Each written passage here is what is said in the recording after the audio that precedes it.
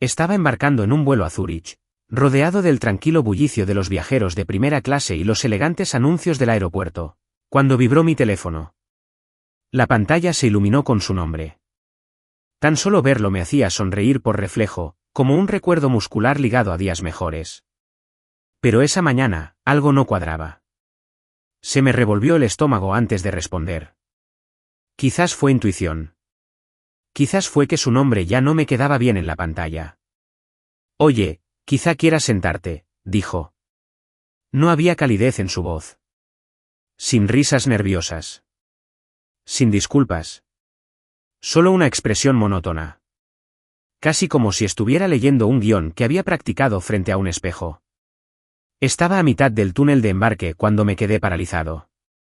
Me hice a un lado, dejando pasar a los demás. El peso de su tono se hizo patente incluso antes de que las palabras llegaran a mis oídos. Vendí la casa de campo, dijo. No respondí. No pude. Tenía la boca abierta, pero las palabras se atascaron en un punto entre la incredulidad y la creciente náusea. Por 1.000.000, añadió, como si me estuviera haciendo un descuento en unos zapatos. 1.000.000, logré decir por fin. Vale 9. Sí, pero Rey necesitaba el capital para su aplicación de fitness, y de todas formas nunca hiciste nada con el lugar. El nombre me dio un golpe bajo en las costillas. Me apoyé en la pared de la pasarela, con la tarjeta de embarque arrugándose en la mano. ¿Te refieres a tu entrenador?, pregunté en voz baja y con una calma sepulcral. Ella dudó. Solo por un segundo. Eso era todo lo que necesitaba. Él es más que eso, dijo finalmente. Él cree en mí. En nosotros. Necesitaba un compañero. Colgué. No porque no tuviera más que decir, sino porque si lo hubiera dicho, habría gritado. Quizás maldije.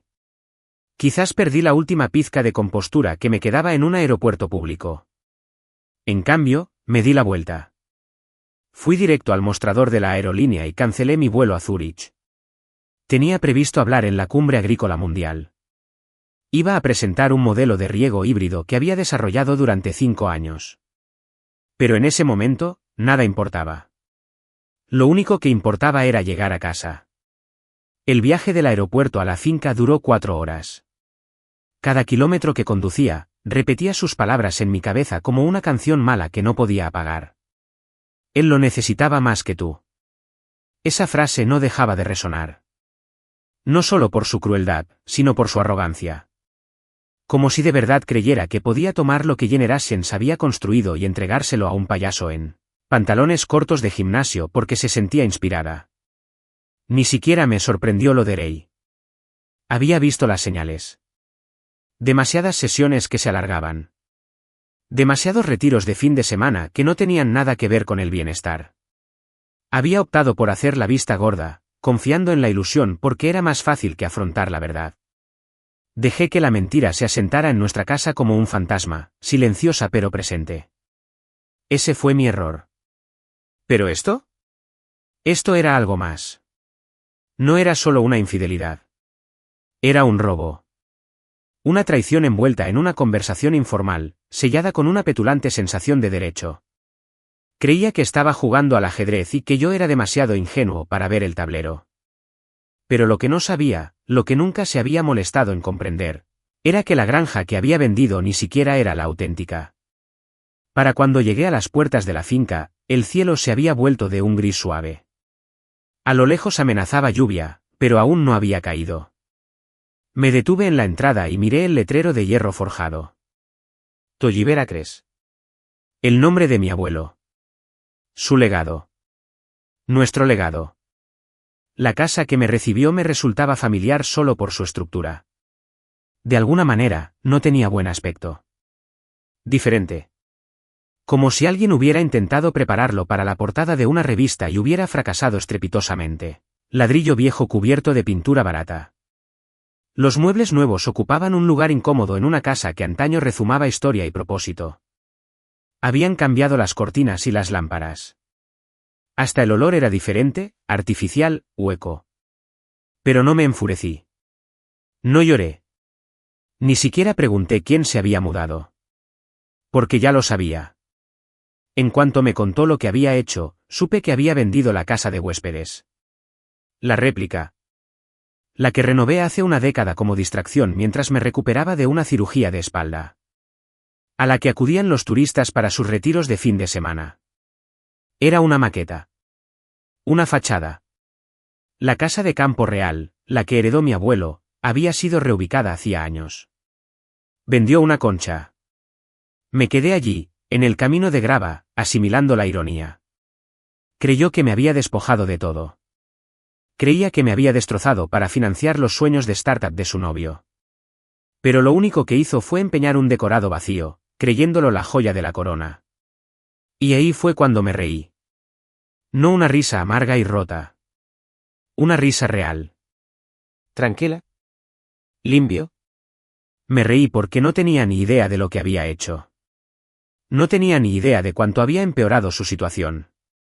Porque ahora ya no solo estaba enfadada, sino concentrada. Le di la espalda a la falsa casa de campo y me dirigí a la auténtica. Estaba escondida más allá del huerto, tras un viejo bosquecillo de palo fierro y envuelta en el mismo ladrillo blanco que mi abuelo colocó en los años 40. Lo trasladé allí por sentimentalismo y estrategia. Lo conservé hasta el último detalle.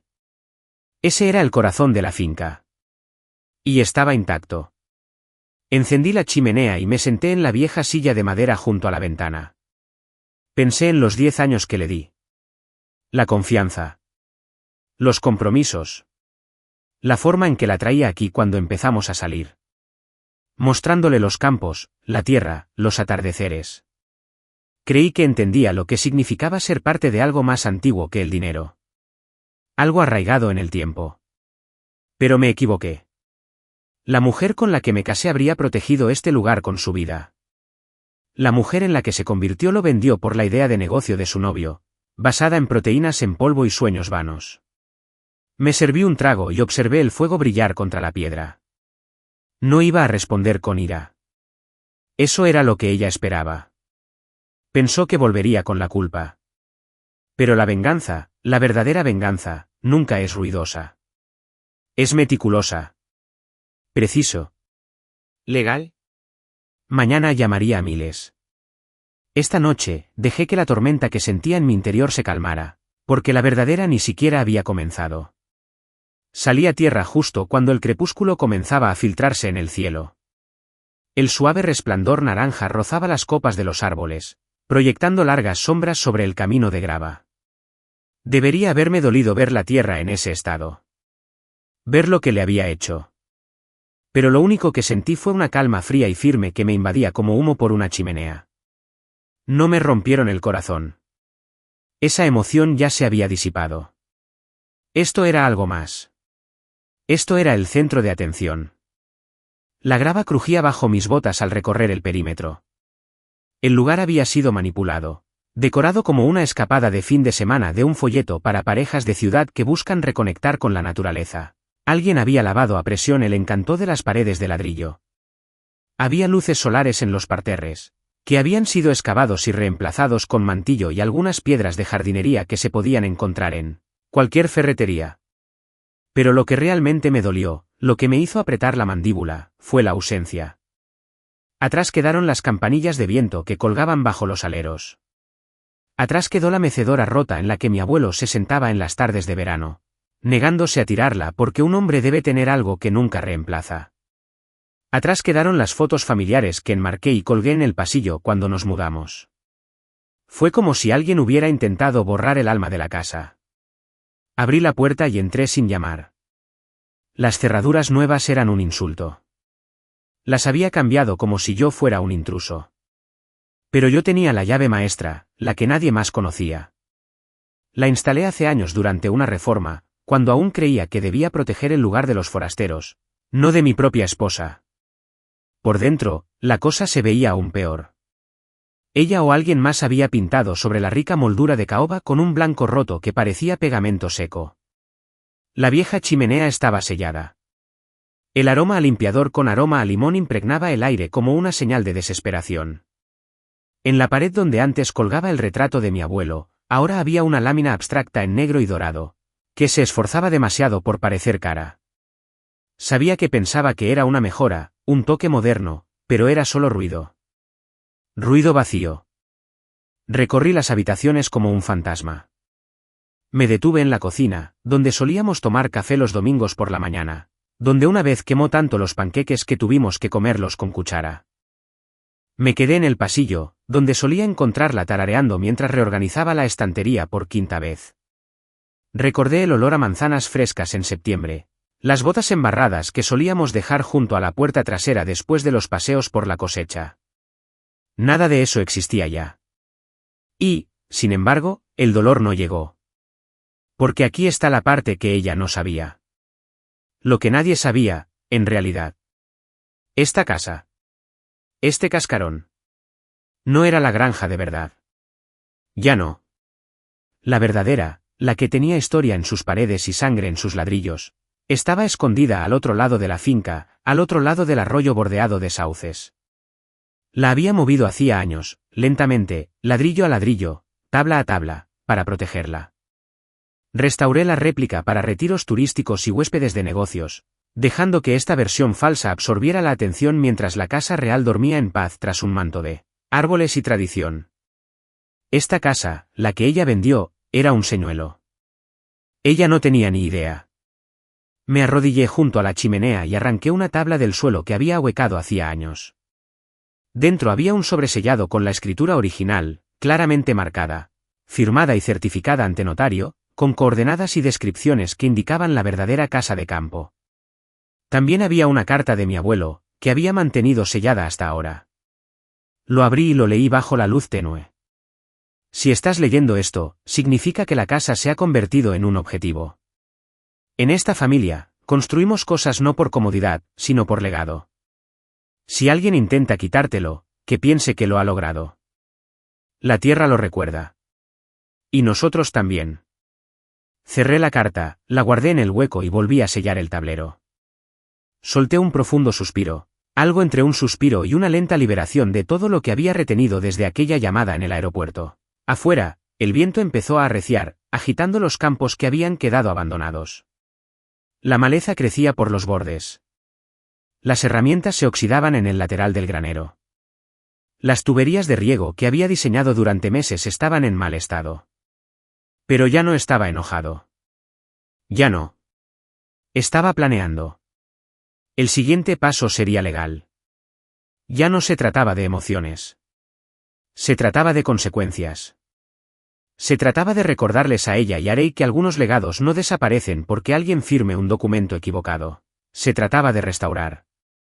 No solo la propiedad, sino también el orgullo. De claridad.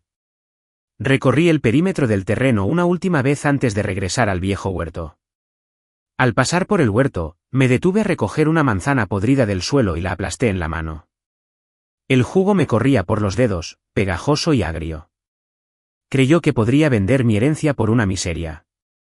Creyó que podría convertir 10 años de sociedad en el adelanto del sueño de algún hombre. Pero lo único que hizo fue encender un fuego en un lugar que no entendía. Me detuve al borde del bosque y miré hacia atrás.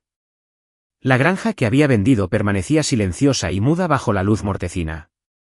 Parecía orgullosa, pero vacía, como alguien que lleva una medalla que no se ha ganado. Creía haberla ganado. ¿Pero la verdad? Se había entregado por completo, y ni siquiera lo sabía. Mañana iría a ver a Miles. El viejo abogado que acompañó a mi abuelo hasta el final. Él sabría qué hacer con el fideicomiso. Con la cláusula. Con el contrato que nunca se molestó en leer. Lo firmó a ciegas, confiando en que nunca lo usaría. Pero en el momento en que movió ese dinero, sin mi firma, desencadenó algo irreversible. No fue solo una traición. Fue una prueba. Y la prueba era lo único que importaba ahora. Caminé de regreso a la verdadera granja al amparo del anochecer. La casa estaba iluminada por una sola lámpara en la ventana, brillando como un faro. Esa es la diferencia entre ella y yo. Ella vivía para la ilusión. Yo preservé la verdad. Y ahora la verdad estaba a punto de llegarle silenciosamente, legalmente, y con todo el peso de un legado que nunca se tomó el tiempo de comprender. A la mañana siguiente, ya estaba en la carretera antes de que el sol saliera por completo. La grava crujió bajo los neumáticos al salir de la finca. La niebla aún se cernía sobre los campos como un sudario protector. No dormí mucho la noche anterior. Solo lo suficiente para mantener la mente despierta. Dormir no era importante. La precisión era. Lo que Lila había hecho no solo era imprudente. Era ilegal. No tenía ni idea de en qué se había metido cuando creyó que estaba dando un paso audaz e independiente. Conduje hasta Ashcroft y Granger, el bufete de abogados que había llevado los asuntos de mi abuelo durante casi 4 décadas. Miles Granger era de esos hombres que vestían lino en invierno y olían a madera de cedro y papel. Su apretón de manos era firme, su mirada más aguda de lo que su edad le permitía, y nunca malgastaba palabras. Cuando entré en su oficina esa mañana, levantó la vista de su escritorio y esbozó una sonrisa burlona, con solo una ligera mueca en la comisura de los labios. «Lo hizo, ¿verdad?», preguntó, empujando una carpeta encuadernada en cuero sobre el escritorio. Asentí y me senté. «Ella vendió la concha», respondí. Se rió entre dientes, no de alegría, sino de triste satisfacción.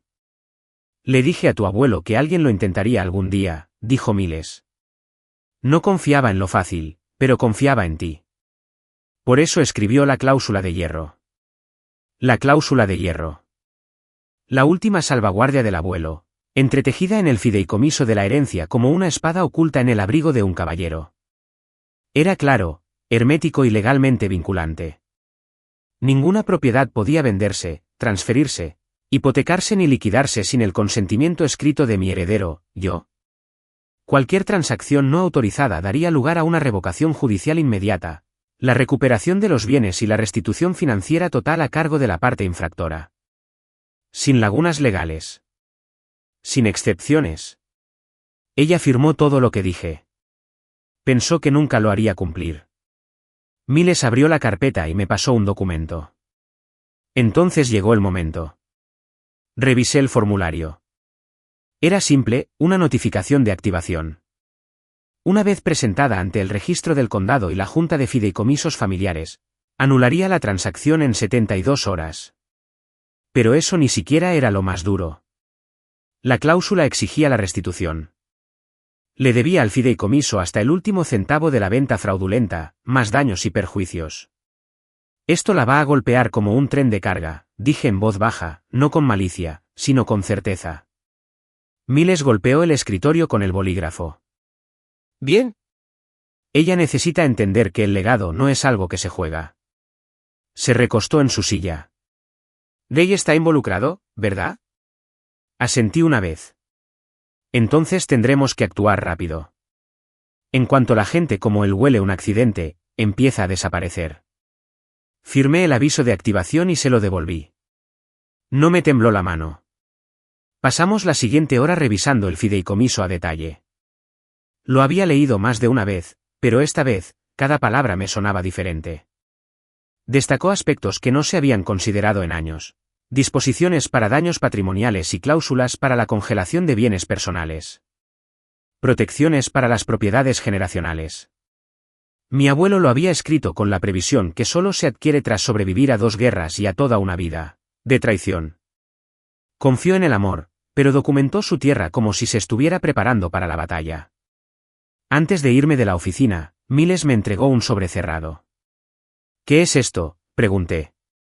La última enmienda de tu abuelo. Me dijo que te lo diera si alguna vez se usaba esta cláusula. Tomé el sobre y lo guardé en el bolsillo de mi abrigo. Mis dedos rozaron el sello, pero no lo abrí. Todavía no. Cuando regresé a la finca, el aire había cambiado. Era más fresco, más limpio. Quizás era solo mi perspectiva. Fui directo al estudio en la granja real y cerré la puerta con llave. Luego abrí mi portátil y busqué los registros de venta. Lila no solo había cometido una tontería. Lo había documentado con doloroso detalle. Su firma, su poder notarial, falsificado con un sello digital que nunca aprobé. La transferencia bancaria a la cuenta de Rey. ¿Listo? Ella creía que el mundo se basaba en el encanto y el impulso. Nunca entendió que en realidad se basa en el papel y los precedentes. Redacté una carta legal, adjunté los documentos detonantes y se la envié a su correo electrónico. No un mensaje de texto. No fue una llamada. Una comunicación formal con violación de la cláusula de sucesión, restitución inmediata requerida. Como asunto. Para cuando terminé, era casi mediodía. Me serví un café solo y lo llevé al porche. El campo se extendía ante mí como un cuadro antiguo, imperfecto, desgastado y vivo. Me senté y por fin abrí el sobre que me había dado Miles. Dentro había una sola hoja de pergamino grueso escrita con la inconfundible letra de mi abuelo. Si estás leyendo esto, la casa no se protegió sola. Pero no importa. ¿Por qué lo hiciste? Eres mi nieto. No solo de sangre, sino de corazón.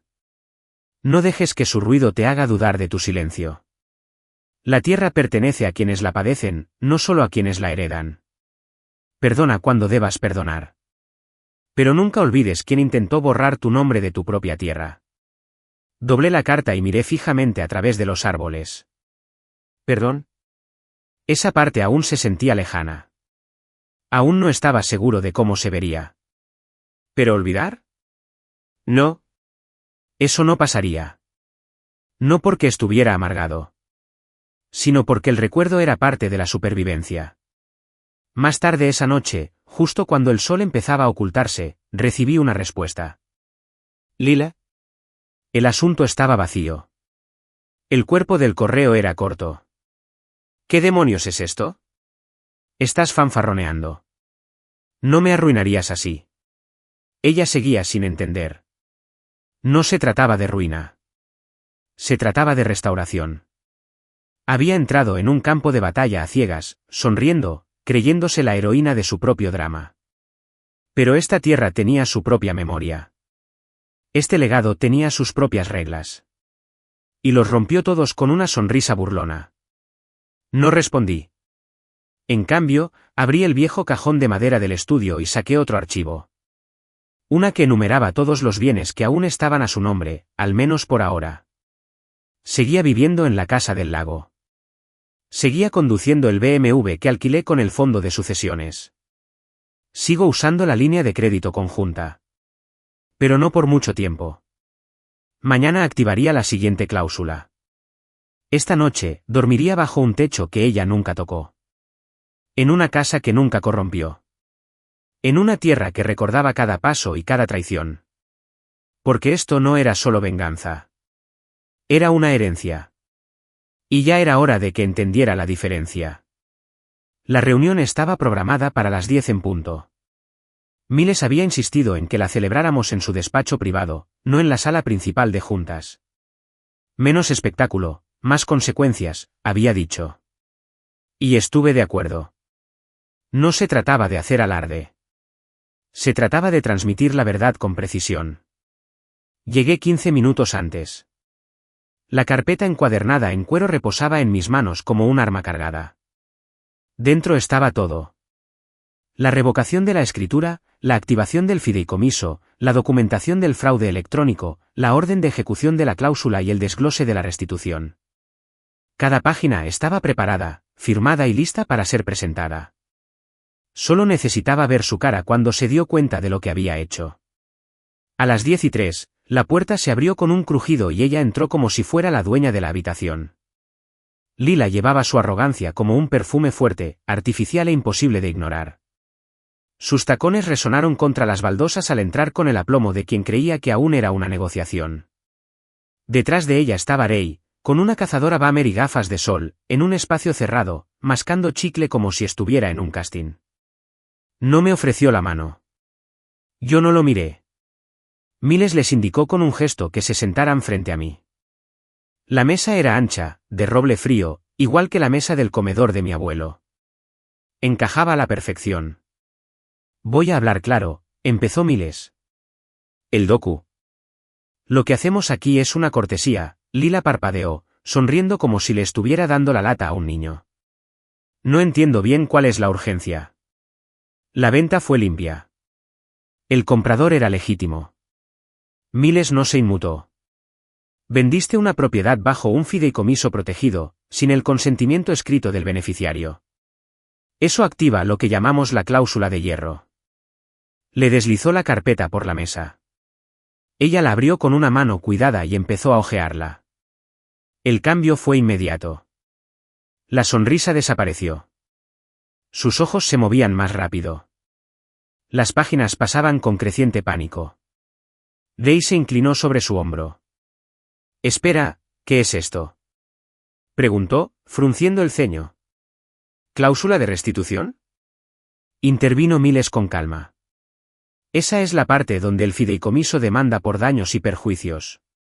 La parte infractora debe reembolsar el valor total de mercado de la venta ilegal, de lo contrario, todos los activos asociados quedan sujetos a congelamiento y liquidación. Esto incluye bienes conjuntos, vehículos, cuentas y cualquier propiedad compartida o financiada con fondos del patrimonio. La voz de Lila se quebró por primera vez. Pero, no lo sabía. No quise decir eso. No leíste, dije, hablando por fin. Eso no es una defensa. Eso es negligencia. Entonces se giró hacia mí, y completamente. ¿De verdad vas a hacerme esto? No, respondí, firme como una piedra. Te lo hiciste tú mismo. Day se rió, claramente intentando desviar la atención. Vamos, hombre. Es solo una casa. Y, de todas formas, ahora tenemos planes más ambiciosos. La aplicación se lanzará al público. Miles rió suavemente, casi con lástima. Quizás debería esperar a publicar ese comunicado de prensa, señor Raymond. Los fondos de inversión que recibió su empresa estaban directamente vinculados a activos robados. Eso hace que la transferencia sea fraudulenta. Ya se ha presentado una solicitud de revocación ante el banco y hay una orden judicial pendiente en el tribunal local. ¿Qué demonios significa eso?, exclamó Ray. Significa, dije, volviéndome hacia él, que tendrás que explicarles a tus inversores por qué su capital inicial se financió con ganancias de propiedades robadas. Buena suerte recaudando capital desde un escritorio sin ruedas.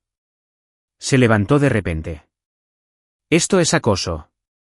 Te demandaré. Puedes intentarlo, respondió Miles con calma, metiendo la mano en su cajón y sacando otro sobre. Pero te aconsejo que leas esto primero. Day lo tomó con el ceño fruncido. Mientras hojeaba los papeles, pude ver cómo palidecía. Mandatos judiciales, acusaciones de fraude, infracciones de transferencias bancarias, su nombre estaba en cada uno de ellos. Su firma, con fecha y hora, era rastreable. Su mirada pasó de la arrogancia al temor en segundos. Mientras tanto, Lila susurraba para sí misma mientras releía los documentos. Esto no puede ser real. No lo sabía. No puedes congelarlo todo. Vivo en esa casa. Necesito ese coche. Así es mi vida. ¿Lo fue? La corregí. Hasta que decidiste vender el mío. Podrías haberme avisado, dijo con amargura. Podrías haberme dicho antes de que llegara tan lejos. Me incliné hacia adelante, apoyando los codos en la mesa. Me dijiste por teléfono que Ray necesitaba el dinero más que yo. Tú tomaste tu decisión. Yo simplemente la cumplo. Se desplomó en su silla, el fuego se apagó. Miles esperó un momento y luego golpeó un último documento sobre la mesa. Esta es su notificación de incumplimiento y el aviso formal de ejecución de la restitución. Si desea impugnarla, puede hacerlo en los tribunales, pero le aseguro que las probabilidades son desfavorables. No se movió. Se quedó mirando los papeles que tenía delante, como si fueran a reorganizarse para ser más indulgentes. Pero no lo hicieron. Day se giró hacia ella, con un tono repentinamente frío. Me dijiste que este lugar era tuyo. Yo creía que lo era, susurró con los ojos muy abiertos. Me puse de pie. Eso fue suficiente. Había visto lo que necesitaba ver. Antes de irme, la miré por última vez. No hice esto para castigarte. Lo hice para proteger lo que importa. Algo que nunca te importó entender. Intentó hablar, pero no le salieron las palabras. Afuera, el aire era fresco y brillante. Caminé hacia mi camioneta sin mirar atrás. Detrás de mí, oí a Ray alzar la voz, exigiendo respuestas, exigiendo dinero. No me importó. Que se peleen entre ellos ahora. Construyeron su castillo de naipes. No era mi trabajo sostenerlo. Lo que importaba era la tierra. La tierra verdadera. La que ella no tocaba. El que nunca valoró porque estaba demasiado ocupada persiguiendo algo más brillante. Conduje de vuelta a la granja en silencio, con la carpeta a mi lado en el asiento del copiloto. Habían apretado el gatillo. La cláusula estaba vigente. Ya no había vuelta atrás. Pero yo no estaba de duelo. Estaba recuperando. De vuelta en la finca, caminé solo por el campo. El viento era más fuerte ahora, empujándome como una resistencia. Pero no me molestó. Tenía algo más fuerte.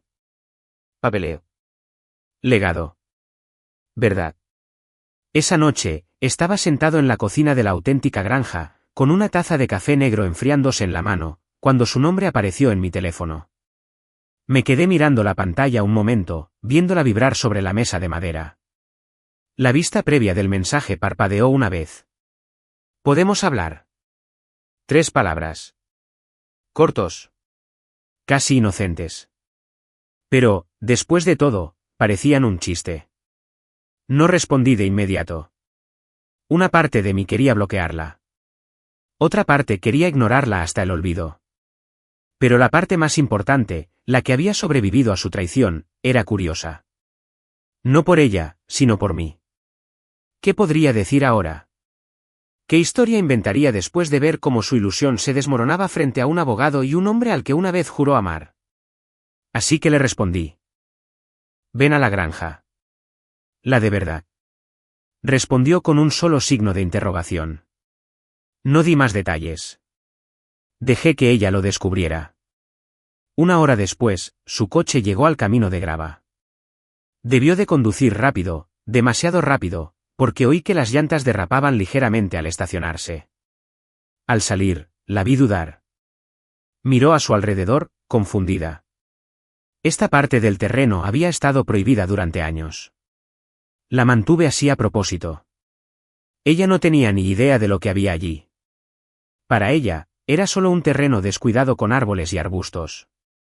Nunca me preguntó por qué insistía en cuidarlo solo. Ahora lo vería. Se acercó lentamente, sus tacones crujiendo sobre la grava, con el abrigo bien abrigado para protegerse del frío nocturno. Cuando por fin llegó al porche, me miró con los ojos muy abiertos. ¿Esto? ¿Esta es la granja?, preguntó, con la voz apenas por encima de un susurro. Asentí. La verdadera. Observé cómo sus ojos recorrían las paredes de ladrillo blanco, los faroles antiguos que brillaban suavemente en la oscuridad, las vigas de madera talladas a mano por mi abuelo. Su boca se entreabrió ligeramente, como si las palabras se estuvieran formando pero no pudieran salir. «¿Lo moviste?», dijo, subiendo lentamente al porche. «¿Lo reconstruyes aquí?» «Ladrillo a ladrillo», respondí. Mientras tú pasabas fines de semana en Malibú y retiros de bienestar en la ciudad, yo estaba aquí, preservando lo que importaba. Parecía atónita, no solo por lo que vio, sino por lo que significaba. Que la casa que vendió, la que creía la joya de la corona, no era más que un simple adorno. Me hice a un lado y la dejé entrar. Cruzó la puerta como si entrara en una iglesia, silenciosa, vacilante, reverente. Sus ojos recorrieron la habitación, fijándose en el viejo sillón, la chimenea, las fotos enmarcadas que aún reposaban intactas sobre la repisa. Sus dedos rozaron el borde de la mesa de roble al pasar, como si estuviera comprobando si algo de aquello era real. Creía conocer esta tierra, dijo, más para sí misma que para mí. Pensé que estábamos construyendo algo aquí. No, dije sin rodeos. Estabas esperando a que subiera de valor para poder cobrarlo. Se giró hacia mí. Eso no es justo. ¿Qué parte no lo es?, pregunté. ¿La parte donde lo vendiste a mis espaldas? ¿La parte donde financiaste el sueño de tu novio con mi legado? ¿O la parte donde creíste lo suficientemente astuta como para salirte con la tuya? Se sonrojó. Por un momento, pensé que me respondería con una de sus típicas respuestas, las que usaba cuando discutíamos sobre muebles, amigos o finanzas. Pero esta no era esa versión de ella. Era algo diferente. Algo al descubierto. No lo planeé así, dijo finalmente. No empezó así. Ni siquiera quise enamorarme de Rey. Solo... ¿Qué? Apartó la mirada. Me sentí invisible. Siempre estabas trabajando. Siempre obsesionado con la tierra, el fideicomiso, las cosechas. Todo tenía que hacerse a la manera de tu abuelo. Hablaste más con tu equipo de riego que conmigo. Rey, me hizo sentir reconocido. Lo dejé en el aire. No iba a defenderme. No iba a argumentar que trabajé duro para que pudiéramos vivir bien. Que mantuve el legado intacto porque alguien tenía que hacerlo. Ni siquiera iba a recordarle que la había invitado a participar cientos de veces antes de que eligiera la distancia antes que la participación. Caminó hacia la repisa y cogió una foto. Mi abuelo y yo, abrazados, cubiertos de tierra de la excavación de la nueva tubería de agua en 2011. Te dejó esto porque sabía que lo protegerías. Dijo en voz baja, y yo intenté venderlo como si nada. No lo intentaste, dije. ¿Lo hiciste? Volvió a dejar la foto y respiró hondo. Rey se fue. Se fue la misma noche que activaste las garras. Dijo que no se había apuntado al drama. Su aplicación no va a desaparecer. No he sabido nada de él desde entonces. No dije nada. No hacía falta. Se volvió hacia mí otra vez. Su voz era más suave ahora. No lo amaba. Creí que sí. Creo que me encanta la idea de escapar. Sentir que alguien me necesitaba. Te necesitaban, dije. Pero querías adoración. Se hizo el silencio entre nosotros. Pesado. De verdad. Me he estado quedando en un motel, dijo finalmente. Mis cuentas están congeladas. Mi abogado dice que debería intentar negociar un acuerdo. No hay nada más que negociar, dije. Violaste la confianza. ¿La casa en la que vives? No es tuya. ¿El coche? Está alquilado a través de la herencia. Incluso tu nombre está en la lista de restitución judicial. No necesitas un abogado. Necesitas rendición de cuentas. Se le llenaron los ojos de lágrimas. Pero no me moví. Lo siento, susurró. Asentí. Es un comienzo. Se sentó a la mesa, con los hombros hundidos. La mujer poderosa y calculadora que una vez me dominaba en las discusiones ahora parecía alguien que había perdido el control. No quiero nada de ti, dijo. Solo quería que lo supieras. Ahora lo entiendo. Lo que significa este lugar. Lo que arruiné. Le serví un vaso de agua y lo deslicé sobre la mesa. No era solo una casa. Era historia. Ella asintió lentamente, agarrando el vaso como si fuera lo único sólido que le quedaba en la vida. Debería irme, dijo después de un rato. Le abrí la puerta. Se detuvo en la puerta y se dio la vuelta. Gracias por no humillarme, dijo. No hacía falta, respondí. Tú mismo lo hiciste. Salió a la noche, su silueta se desvaneció entre las sombras como un fantasma que se retira a su lugar de origen.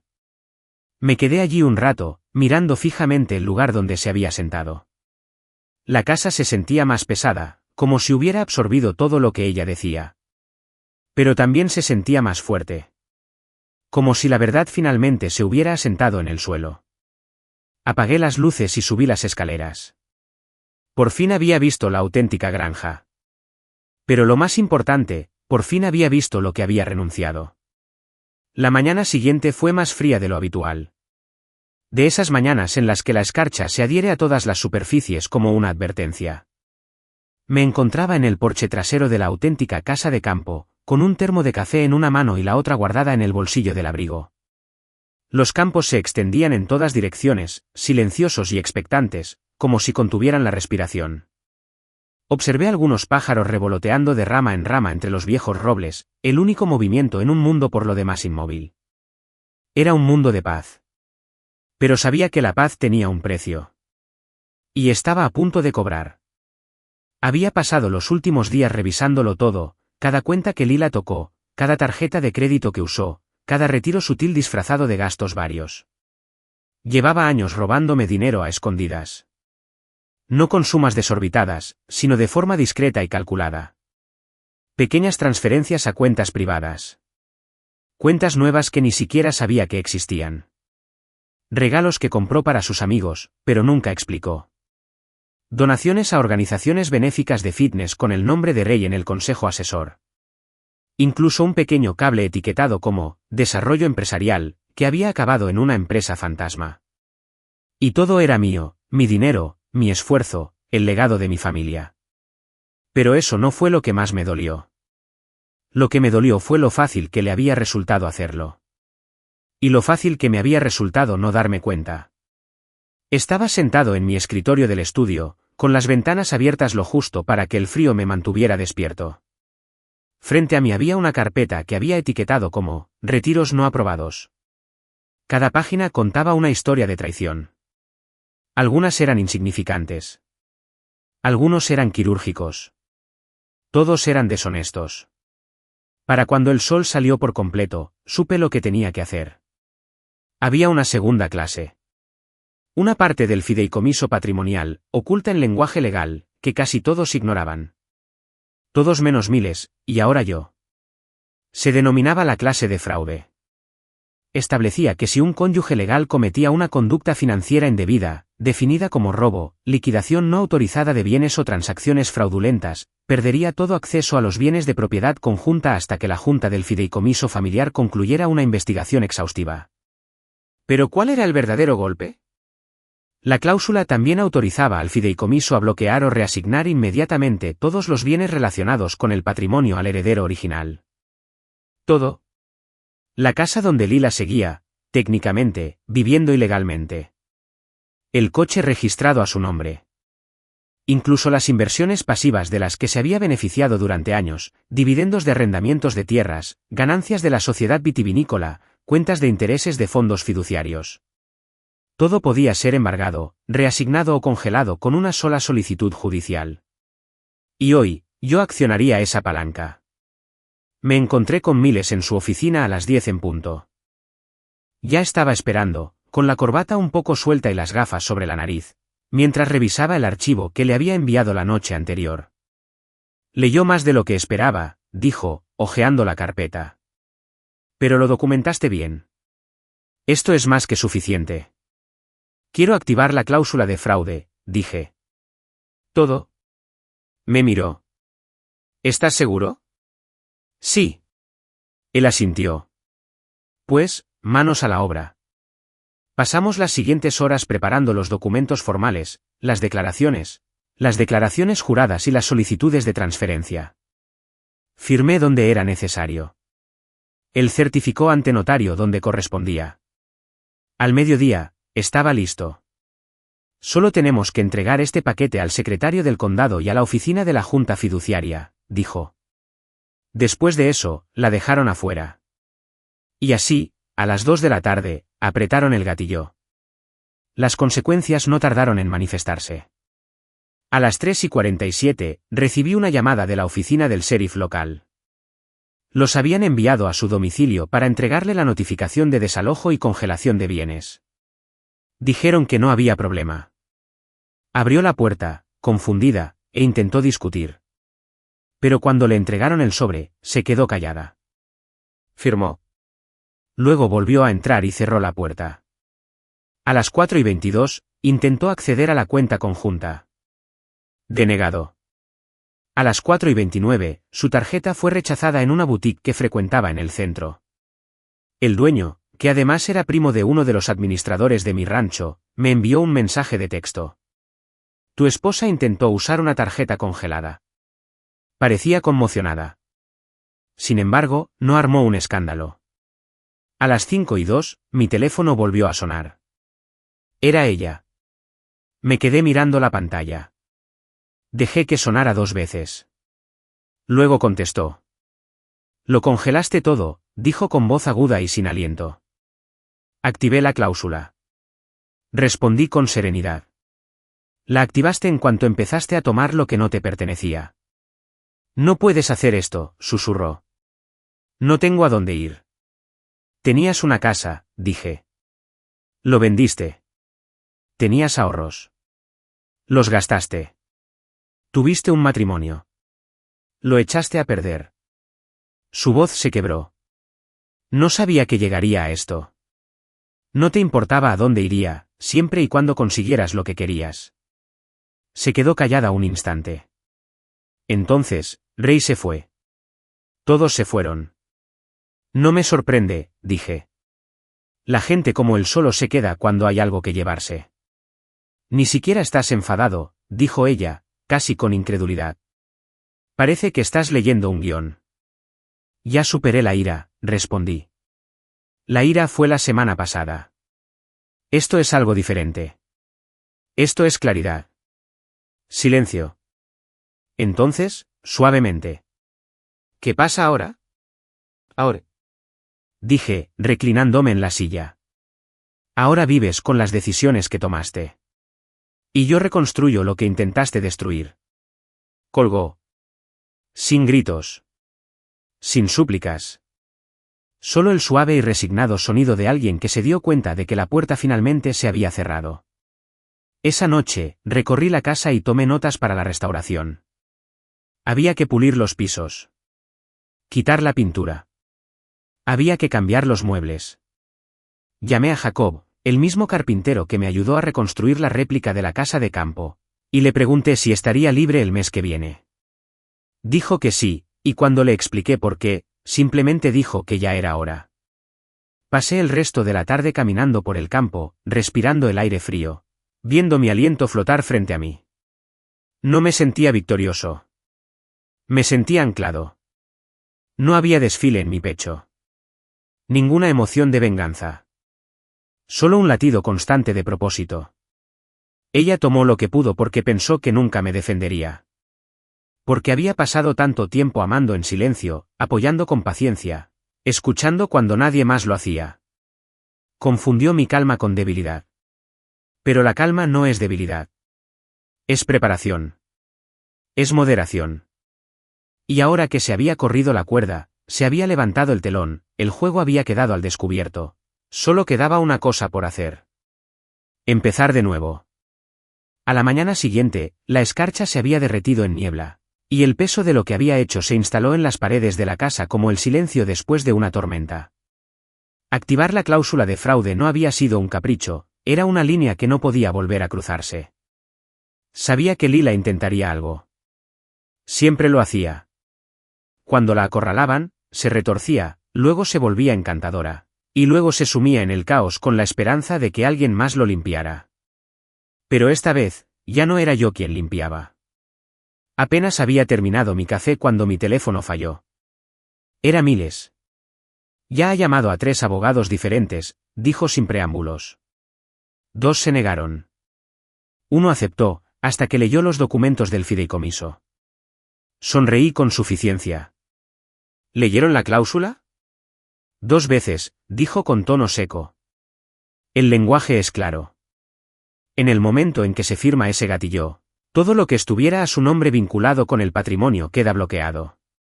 Ella lo llama robo. Le recordé que era preservación. No parará, dije. No, aceptó. Pero ella perderá. Esa tarde, visité la oficina regional de la Junta Directiva. Un modesto edificio de 2 plantas, encajado entre un bufete de abogados y una floristería, pero lo que ocurría en su interior cargaba con el peso de un legado. La riqueza generacional no depende de la pasión. Se basa en documentos, firmas y cláusulas inquebrantables, algo que Lila nunca había entendido. Me reuní con Miranda DeWitt, presidenta de la División Local de Patrimonio. Una mujer mayor, con el pelo canoso y una voz que no necesitaba ser más que un susurro para llamar la atención. Me saludó con un firme asentimiento, señalando una silla frente a su escritorio. Revisamos los documentos. Cada transferencia, cada gasto, cada registro de acceso. Hiciste tu tarea. Tenía que hacerlo, dije. Me estaba robando la vida mientras dormía a mi lado. No es la primera, dijo Miranda, con amabilidad. Con derecho disfrazado, pues el amor rara vez termina en silencio. Deslizó una carpeta sobre la mesa. Aquí está la confirmación formal. A partir de las 10 de la mañana, Lila Tolliver ha sido excluida de todas las cuentas, propiedades y privilegios legales vinculados a su patrimonio. No puede acceder, impugnar ni reclamar nada a menos que desee impugnar el fideicomiso en los tribunales, e incluso entonces, la carga de la prueba recae completamente sobre ella. Asentí. Déjala que lo intente. Solo prepárate, dijo Miranda, mirándome fijamente. Esta es la parte donde se revuelven. La gente desesperada arma ruido. Y tenía razón. Al anochecer, mi bandeja de entrada estaba llena de ellos. ¿Cómo pudiste hacerle esto? Cometió un error. Esto no es justicia, es crueldad. Estás siendo frío. Vengativo. ¿Frío? No. Había estado caliente demasiado tiempo. Había sido amable cuando debería haber puesto límites. Y ahora, cuando por fin defendí lo que era mío, me llamaron frío. Pero no respondí. En cambio, esa noche me senté en el porche delantero, observando cómo las estrellas salían sobre el terreno. La casa estaba tranquila y estable. Por primera vez en meses, quizá años, sentí claridad. No paz, exactamente. Pero dirección. Y entonces, como si fuera una señal, oí neumáticos sobre la grava. No me moví. Un sedán negro destartalado se detuvo al final del camino. Lila salió, abrigada con el abrigo. Busqué en la oscuridad hasta que me alcanzaron. No se acercó más que el último escalón. Sé que no puedo ganar, dijo. Me lo dijeron. No dije nada. Que el silencio le respondiera. Sé que te lastimé, continuó. Pero no todo fue mentira. Tuvimos algo una vez, ¿verdad? Una vez, dije. Ella bajó la mirada hacia sus manos. Tenía miedo. Te estabas alejando. La casa, el terreno, tu trabajo. Siempre tenías otro lugar donde estar. Ray me hizo sentir importante. Y entonces vendiste mi legado, respondí, tranquilo y cortante. Para sentirme importante. Se le llenaron los ojos de lágrimas. Cometí un error. No, dije. Un error es derramar el café. Tomaste una decisión. Una y otra vez. Respiró hondo. No me queda nada. Ray se fue. Mi nombre está arruinado. Mis amigos no me devuelven las llamadas. Mi madre me ha cortado el teléfono. Ya ni siquiera tengo apartamento. Tenías un hogar, dije. Lo quemaste. Ella se quedó allí un momento más. Entonces, con dedos temblorosos, metió la mano en su abrigo y sacó un sobre arrugado. ¿Qué es eso? Mi confesión, dijo. Una declaración. Detallando todo. Las transferencias. La estafa de la app. La firma falsificada. La escribí para la junta directiva. Para ti. Me puse de pie lentamente, bajé las escaleras y tomé el sobre. Lo revisaré, dije. ¿Eso servirá?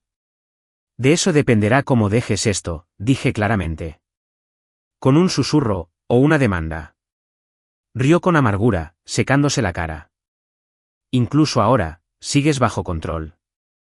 No, dije, dándome la vuelta. Ya no me tienes bajo tu control.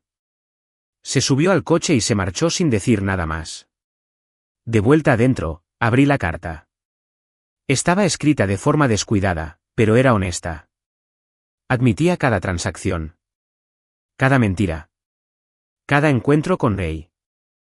Incluso incluyó fechas, nombres de cuentas y descripciones de cuando empezó a sentir que robar era más seguro que preguntar. Se lo entregué a Miles a la mañana siguiente. Lo leyó en silencio. Lo guardaremos.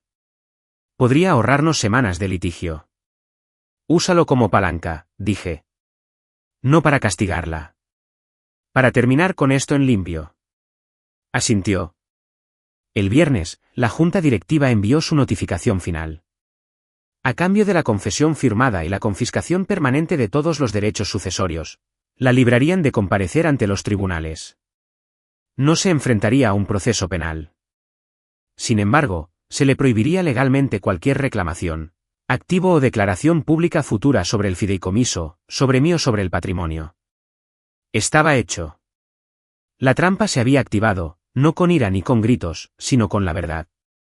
Cayó lentamente, y ahora no podía salir. Pasé esa tarde en el campo, observando cómo el viento ondulaba sobre el trigo como la superficie de un lago.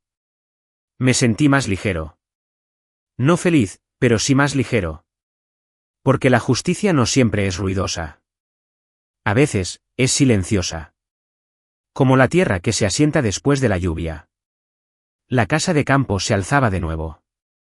Habían sido necesarias semanas de planificación, contratación, levantamiento y reconstrucción. Pero el alma de la finca había empezado a respirar de nuevo. Había algo sagrado en restaurar algo que había sido dañado. No solo la tierra, sino también a mí. La verdad es que, cuando Lila me traicionó, no solo vendió una propiedad.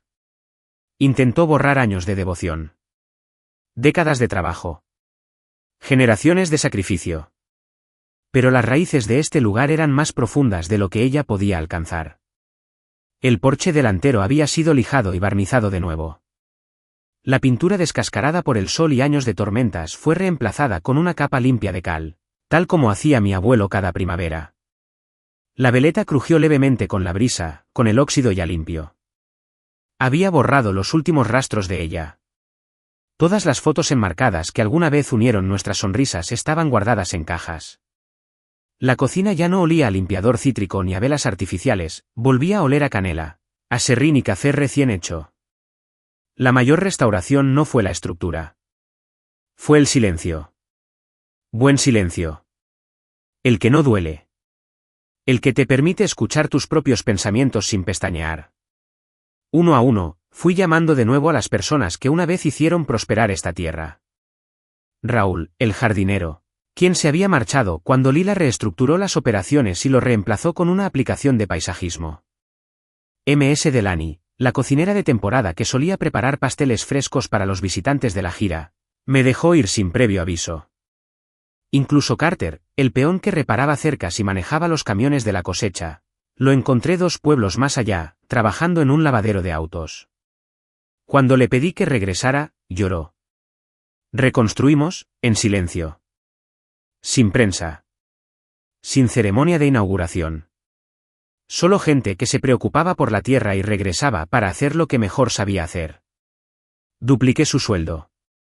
Establecí subsidios de vivienda. Reabrí el antiguo granero para huéspedes y lo convertí en un espacio de trabajo comunitario. Si Lila hubiera intentado convertir esta finca en una ganga, yo la habría convertido en algo mejor, más fuerte. No solo en teoría, sino con propósito. Los cultivos eran lo siguiente. La mayoría de los campos se habían dejado pudrir. Las líneas de riego estaban obstruidas, las cercas estaban caídas, el suelo estaba compactado y cansado. Pero con el trabajo lo devolvimos a la vida. Limpiamos la maleza, analizamos los nutrientes e implementamos la rotación de ganado para airear la tierra. Durante semanas, volví a casa con dolor en las piernas, ampollas y tierra bajo las uñas. Y me sentí bien. Porque era mío. Ganado. Preservado. Una tarde, justo cuando el sol se ponía tras la colina y lo teñía todo de dorado, me quedé en el borde del campo norte observando a los trabajadores recoger sus cosas. Raúl me hizo un gesto de aprobación con el pulgar desde el tractor. Carter gritó algo sobre cerveza. Saludé y prometí traer cerveza fría mañana. Entonces oí pasos detrás de mí. No tenía prisa. Cuidado. Vacilante. Me giré. Era Sofía. No una desconocida. Una vecina. Una de las pocas que se mantuvo en silencio durante la caída de Lila, no por despecho, sino por precaución. Sofía siempre había sido amable con nosotros, incluso cuando Lila apenas la reconocía. Tenía una fuerza silenciosa, tenía un vivero de flores calle abajo y una vez me regaló mermelada casera cuando la ayudé a arreglar su cerca después de una tormenta. Llevaba una pequeña cesta en las manos, llena de galletas y hierbas. Oí que los huertos retrocedían, dijo. Pensé en venir a verlo con mis propios ojos. Sonreí. Está respirando de nuevo. Miró más allá de mí, hacia los árboles a lo lejos. Es bueno ver este lugar cobrar vida. Me sentí como un pueblo fantasma por un tiempo. Lo fue, lo admití. Pero los fantasmas no se quedan con las llaves. Ella se rió. Luego se acercó y me entregó la cesta. No quiero interrumpir. Solo quería decirte que me alegra que te hayas quedado.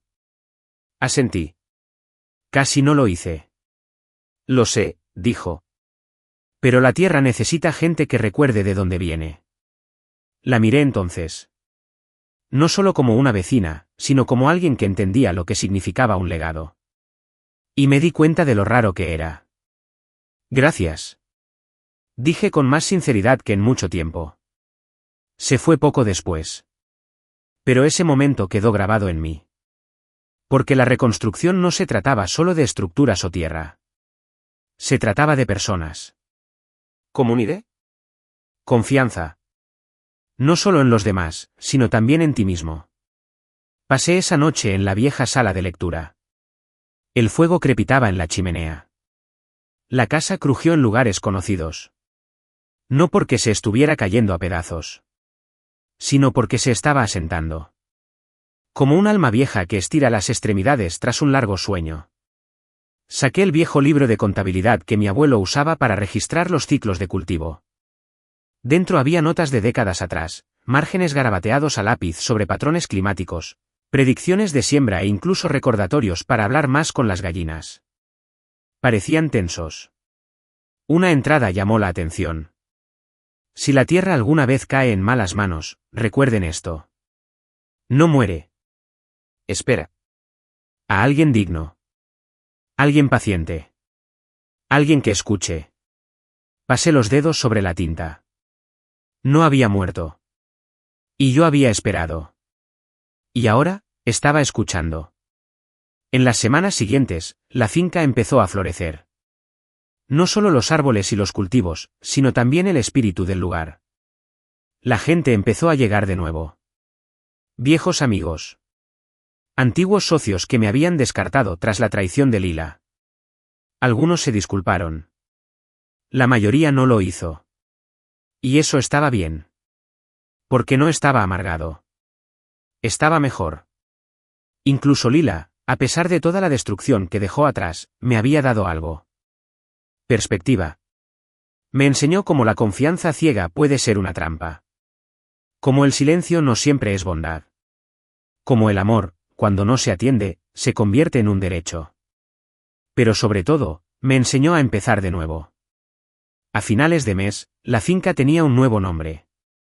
Ya no era Tolliveracres. Ese nombre se fue con ella.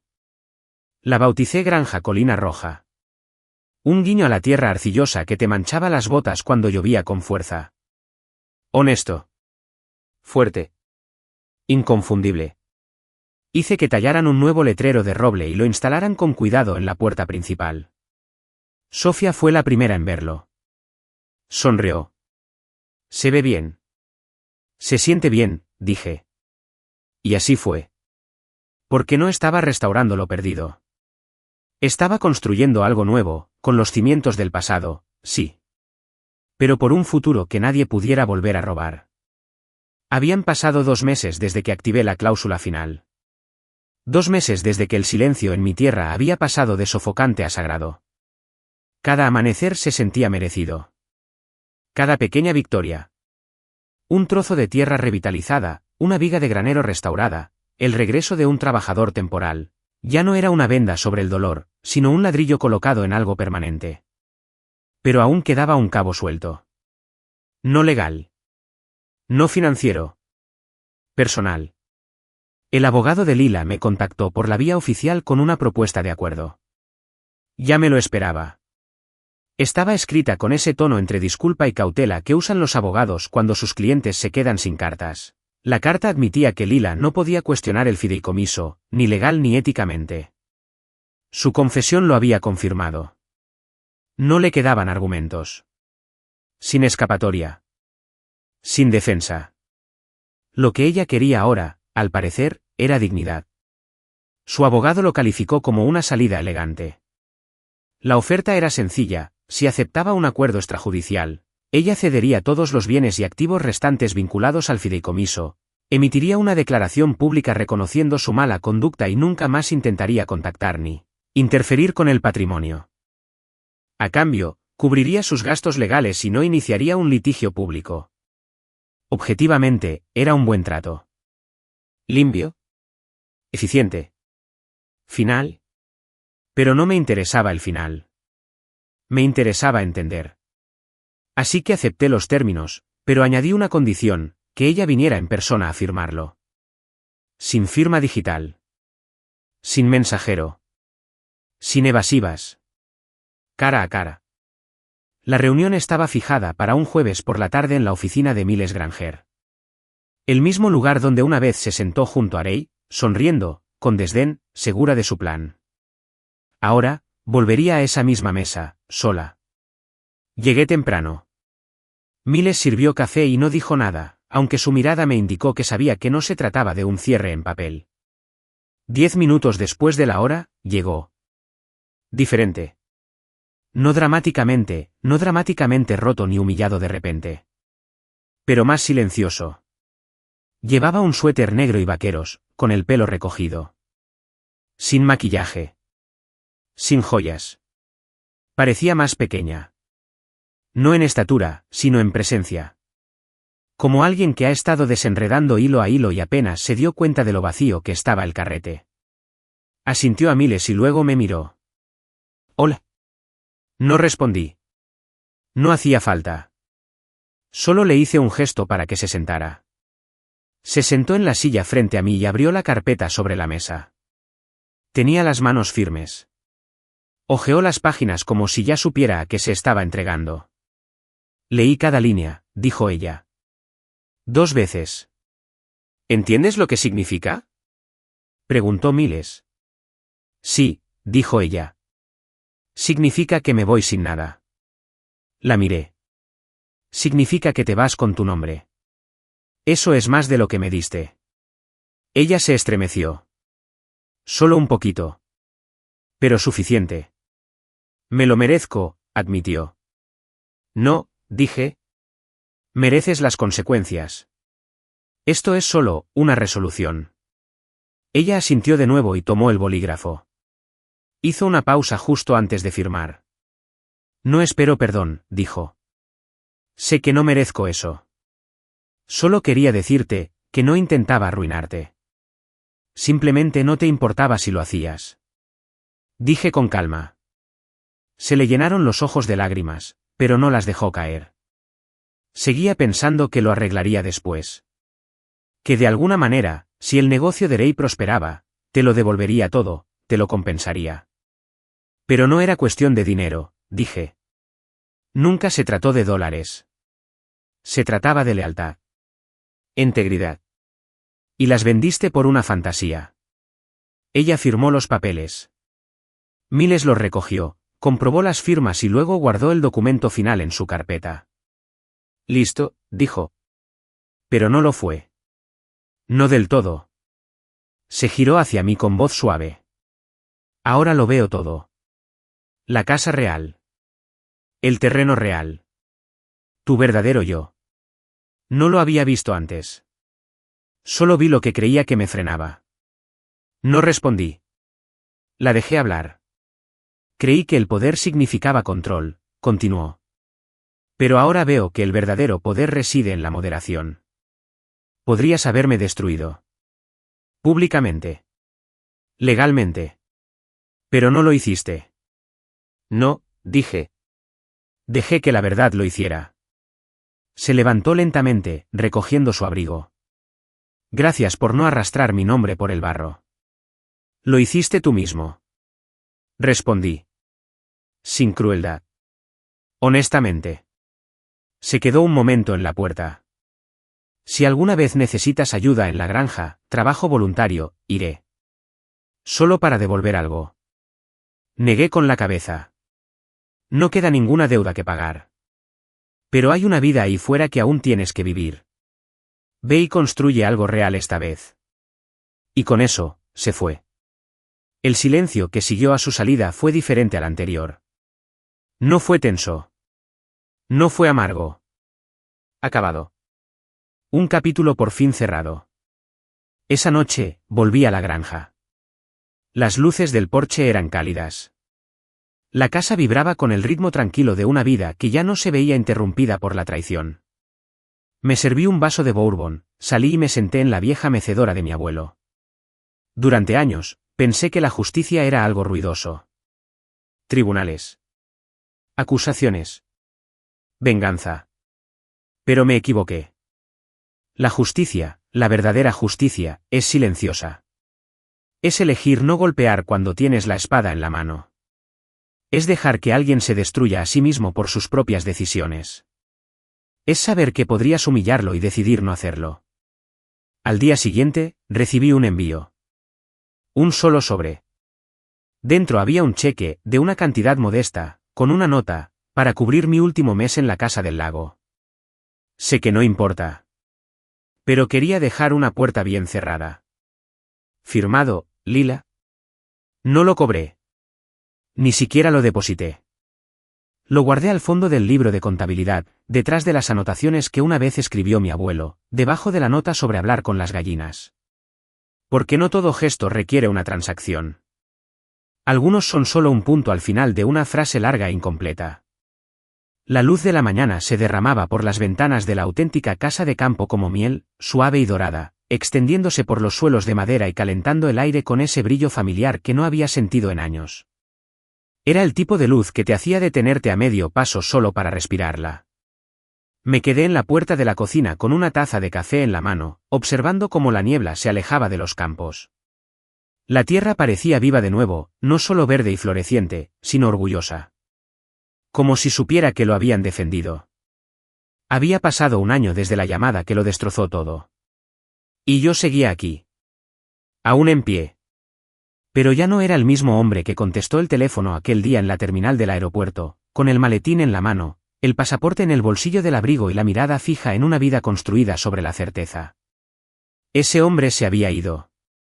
Y en su lugar apareció alguien más tranquilo, más fuerte y más resuelto. Había aprendido mucho desde entonces. Que el amor sin respeto es solo dependencia disfrazada de votos. Ese silencio no siempre es paz. A veces es una advertencia. Y que, a veces, la única manera de recuperar lo que es tuyo no es luchar con más fuerza, sino quedarte quieto y dejar que la tormenta se apague.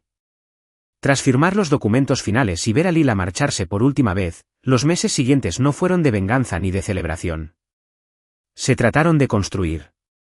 Reconstruir la granja. Reconstruyendo el equipo. Reconstruyéndome a mí mismo. Regresé a la tierra como un soldado regresa a casa después de la batalla, cambiado, cauteloso, pero decidido. Cada mañana comenzaba con un paseo por el campo del este. El sendero se había convertido en un ritual. Revisaba las hileras de cultivos jóvenes, palpaba la tierra entre los dedos y tomaba notas en el viejo cuaderno de cuero que me había dejado mi abuelo. El simple acto de observar el crecimiento, con paciencia, constancia y tranquilidad, me enseñó más sobre la sanación que cualquier terapeuta. Los trabajadores habían recuperado el ritmo. Raúl dirigía el invernadero como un general.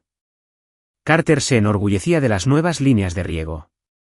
La señora Delany había regresado a la cocina, una vez más, alimentaba a cualquiera que entrara por su puerta, peones, visitantes, incluso algún viajero ocasional que encontraba nuestro pequeño terreno por casualidad. ¿Y Sofía? Bueno, Sofía también se había convertido en algo estable. Empezó con galletas y conversación. Luego, compartimos paseos por el huerto. Nunca presionó, nunca hizo preguntas sobre Lila ni sobre el pasado. Ella simplemente escuchó, rió y apareció. A veces, eso es todo lo que se necesita. Una tarde, nos sentamos bajo el sauce junto al arroyo, viendo el agua correr como si no tuviera ninguna preocupación. ¿Alguna vez pensaste, dijo, que tal vez la tierra te mantuvo tan arraigado que no te arrastró el viento cuando llegó la tormenta? La miré y sonreí. Todos los días. La verdad era que el legado no es solo algo que heredamos. Es algo que preservamos mediante decisiones. Mediante decisiones discretas tomadas sin que nadie nos vea. Mediante las personas que dejamos entrar en nuestras vidas y las que dejamos ir. Lila ya no estaba. Ni llamadas ni correos. Solo silencio. De esos limpios. Se decía por ahí que se había mudado a 3 estados de distancia, había empezado a trabajar en una pequeña organización sin fines de lucro y no había vuelto a intentar usar el apellido Tolliver. Ese nombre ya no significaba nada. No desde que le cambié el nombre a la finca. Red Hill Farm se había convertido en algo más que un nuevo comienzo. Se convirtió en un símbolo. De lo que sobrevive. De lo que importa. Todos los domingos por la mañana, me sentaba en el porche a tomar un café mientras salía el sol. Y todos los domingos, sin falta, Sofía subía por el sendero desde su cuarto de niños, a veces con flores, a veces solo con una sonrisa. No necesitábamos etiquetas. Todavía no. Quizás nunca. Éramos solo 2 personas que entendían que la sanación no siempre necesitaba un destino. Una mañana en particular, mientras el viento arreciaba y el trigo danzaba en el campo como olas, me encontré leyendo la última carta que mi abuelo me escribió. La guardaba en el fondo del libro de contabilidad, detrás del cheque sin cobrar de Lila y una ramita de lavanda que Sofía me había dado una vez sin darme explicaciones. Si llega el día en que el mundo intente arrebatarte esto, recuerda, no solo estás defendiendo la tierra. Estás defendiendo la historia. La que no se mide en acres ni en dólares. La que llevas en los huesos. Tenía razón. Este lugar nunca se trató de propiedad. Se trató de administración. Sobre mantener vivo algo que otros habrían dejado morir. Esa noche, organicé una pequeña reunión en el porche. Solo el equipo del cuerpo. Raúl, la señora Delany, Carter y Sofía. Sin discursos. Sin brindis. Solo risas, comida caliente e historias bajo él. Ella rió. Veo a un hombre que dejó ir lo que lo destrozó sin destrozar a nadie más. Eso es raro. No supe qué decir. Así que sonreí y tomé otro sorbo de bourbon. Cuando terminó la noche y todos se fueron a casa, me quedé en el porche un rato más. El aire era fresco y las estrellas eran infinitas. Y en esa quietud, respiré hondo. No por alivio. Pero porque por fin pude. Porque la granja que intentó vender nunca fue realmente mía. Porque nunca me habían roto, solo me habían enterrado. Y ahora, volvía a crecer. Arraigado en la verdad. Regado por la paciencia. Y rodeado de gente que vio al hombre bajo los escombros. No era una víctima. No era un tonto. Pero un guardián de algo sagrado. Algo que nunca volvería a venderse.